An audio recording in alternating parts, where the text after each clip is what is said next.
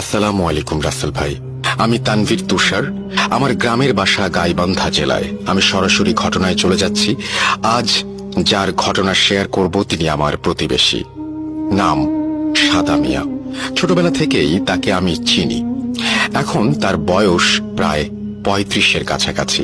তিনি নিম্ন মধ্যবিত্ত ঘরের সন্তান ছিলেন। ছোট থেকে বেশ শান্ত আর চুপচাপ স্বভাবের ছিলেন তিনি। কারো সাথে তেমন কথাও বলতেন না। ছোটবেলা থেকেই তার ইসলামিক দিক, কোরআন এবং হাদিসের প্রতি ছিল অনেক আগ্রহ। একদিন বিকেলে তিনি তার বাবার সাথে পার্শ্ববর্তী নয়াবন্দর বাজারে যান। তখন তার বয়স ছিল 7 বছর। তিনি বাজারে বাবার সাথে হাঁটছেন। এমন সময় এক মিষ্টির দোকানের মিষ্টি দেখে তার খুব খেতে ইচ্ছা হয়।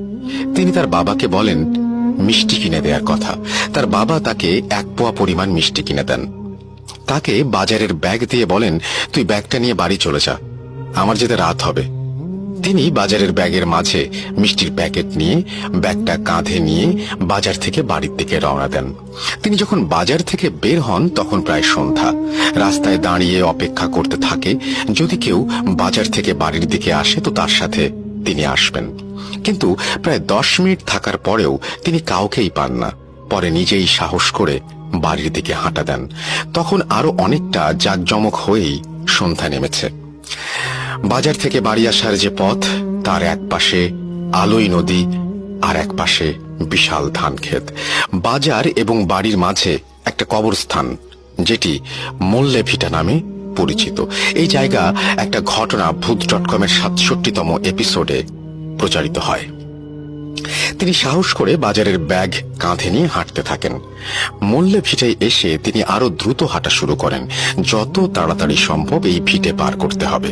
কিন্তু তিনি যখন রাস্তার পাশে থাকা বিশাল ছাতান গাছের নিচে যান, তখন হঠাৎ আবছা দেখতে পান একটা কালো ছায়ার মতো কিছু একটা খুব দ্রুত তার চোখের পলকেই গাছ থেকে নামলো এবং মনে হলো সেটা তার পাশ কাটিয়ে উল্টো দিকে চলে গেল।